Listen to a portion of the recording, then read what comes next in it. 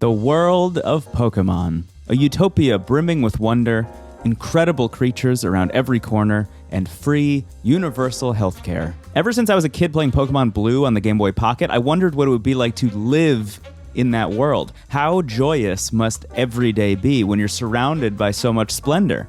All right, let's see what this guy has to say. I'm sick and tired of this life. I just want to smell Pokemon? Dude, what? What do you mean? What? No, wait. What do you mean though? What do you mean?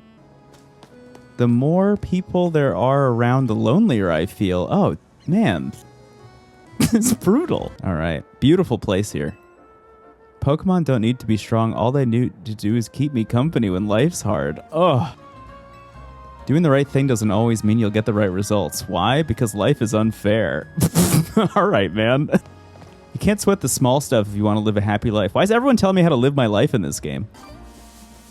How are you supposed to get rid of Pokemon tropics? I feel like that's something you should have learned before the age that you are. All right, what's this guy got?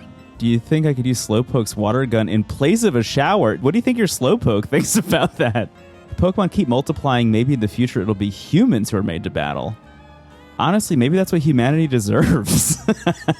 Okay, so maybe the Pokemon world and the real world are more alike than we thought, but doesn't that make it more interesting? The first Pokemon Legends game came out in 2022. It was called Pokemon Legends Arceus, and it had an amazing premise. Set almost 200 years before any other Pokemon game, Pokemon Legends Arceus takes place in the Hisui region at a time when people and Pokemon did not coexist. In fact, many people were straight up afraid of Pokemon, and you can understand why. Go read basically any Pokedex entry you want. Just like close your eyes and point at any of them, and it's a horror show. Take Pidgeot, for example. This Pokedex entry from Pokemon Yellow says, this Pokemon flies at Mach 2 speed, seeking its prey. Its large talons are feared as wicked weapons. Mach 2 is twice the speed of sound. That means anytime a Pidgeot is flying at full speed, sonic booms are happening all over the place. That's just one Pokemon out of over 1,000. It's understandable that the people of the Hisui region and just the world in general would be absolutely horrified by these creatures. Your job in Pokemon Legends Arceus is to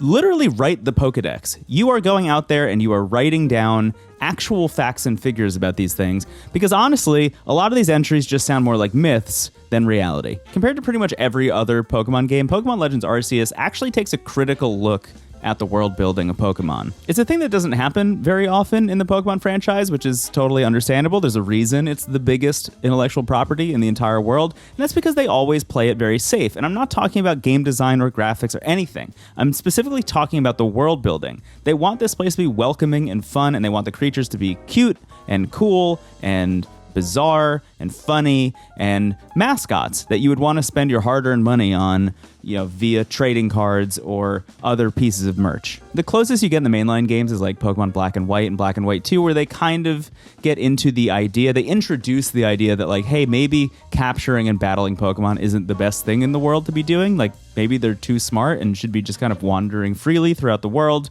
That game doesn't really make good on those ideas. It just introduces them, and just introducing them isn't the same as really interrogating that concept. Pokemon Legends Arceus, though, is an entire game built around interrogating the concept of introducing people and Pokemon together. The reason I hold Pokemon Legends Arceus in such high esteem is because I think the Pokemon world does actually withstand this level of scrutiny. You can build an entire game around the idea of people used to be afraid of Pokemon. How did we get to where we are in Pokemon Red and Blue, for example, without the entire idea of Pokemon just falling apart, like, grains of sand through your fingers? Of course, at the end of that game, there's like a time and space save the world plot, but it's everything that happens before that makes Pokemon Legends Arceus, I think, one of the most effective, one of the most interesting Pokemon games, definitely, by like a pretty huge margin. This is also one of the reasons that I've become more of a fan of Pokemon Legends as a franchise than Pokemon as a franchise, if that makes any sense. There are the mainline games, and now there are the Legends games, which are technically, at least according to the Pokemon Company, considered to be mainline games, despite not getting the generation demarcation that, like, Sword and Shield and Scarlet and Violet and whatever those new ones are. They're not technically generational leaps, but they're considered mainline. I disagree with that. I think the Pokemon Company can say that. It's like GIF and GIF. Like, it doesn't matter what the creator says if society at large deems it otherwise. In the case of Pokemon Legends Arceus, dude, that's a spinoff. Man. Anyway, in the same year as Pokemon Legends Arceus, they also released Pokemon Scarlet and Violet, which is another different attempt at making an open-world Pokemon game, and I found that region and that game to be significantly less immersive than what I had experienced in the Hisui region in Legends Arceus. And the reason for that, I think, in a lot of ways comes back to NPC dialogue. In most of the mainline games, because they are the on-ramp for people to get into the Pokemon universe, a lot of the characters you talk to just kind of tell you the same stuff. They're like, I'm in this town and I like this Pokemon. Or did you know that an Ultra Ball is better than a Great Ball? Or that's kind of it. It's like mostly very saccharine, or like Team Rocket's back. Isn't that horrible? The reason for this is because as you're playing a Pokemon game, you're running around these spaces and going to all of these different towns, and all of these towns need to establish what their specific vibe is through character dialogue for the most part. Obviously, they look different and they have different Pokemon around them and in them, but talking to NPCs is the best way to convey what a town in a Pokemon game has going on. So when you're in Slateport City, for example, in Ruby, Sapphire, and Emerald, you know, people are like, I like the beach. I work at the docks. Cool. You know, I like those games, but the NPC dialogue is not the reason I like those games. Then you go to Pokemon Legends Arceus, and you're talking to people who are like, I'm afraid of Pokemon. That's interesting. That's a shocking thing for somebody to say in a Pokemon game, especially when you have multiple quests with certain characters that are like, not only do I want to introduce you to the idea of living with a Pokemon, but I think that having a Pokemon, for example, like Machop, if you're a construction worker, might actually make your job and life easier. What they don't get into as much is like, should we be doing this? Like, how does the Machop feel about this? They seem happy, but, you know, that's maybe a bridge too far for the Pokemon Company, realistically. All this takes me back to Pokemon Legends Z-A. Z2A? Z-A? Pokemon Legends Z-A. Z-A is a game that I was a little bit hesitant about because what I thought made a Legends game was exploring the past of the Pokemon world. It feels weird to call a thing Legends and then have it be about the modern era. That said, what Legends I think is, now that I've played a lot of Z-A, is basically just a place where Game Freak is allowed to take chances. Pokemon Legends Z-A takes place in Lumiose City, which is basically just like Pokemon's version of Paris, France. Like it's just Paris. There's a big tower in the middle. It's Paris. This game is covering a very pivotal moment in Lumiose's history where they're trying to adapt the city through a huge redevelopment program to essentially allow people and Pokemon to coexist even better than before. What they're doing in Lumiose City is shutting down entire neighborhoods and regions of the city to allow Pokemon to just like roam free. A lot of this is because of a company in-game that has created some kind of like hologram technology that basically creates these like protective barriers in these wild zones. Point being, this is a pretty big shift for the population of Lumiose City, especially the people who have lived there kind of forever.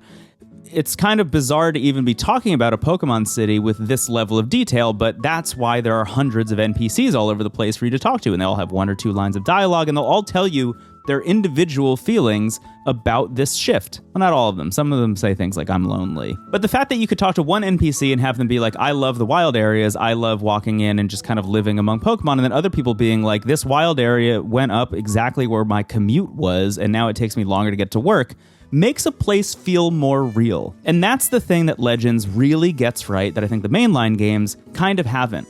The dream that I've had since I was a kid was to experience what it would be like to live in the Pokemon world. And if you're even close to around my age and played Pokemon games before the Nintendo Switch came out, the dream that everybody had about a console Pokemon game was that you would get to experience like a Grand Theft Auto 3 style open world thing with Pokemon roaming around all over the place, not just because it would be cool, but because you wanted to immerse yourself in that world. There are a lot of shades of what it would be like to have a Pokemon of your own and live alongside them in things like the anime and the movies and whatever, but the games never really nailed that, if I'm being totally honest. All the NPCs are kind of very static, and you know, you'll walk into somebody's house and they have a Farfetch'd and they're like, this is my Farfetch'd, his name is Rob.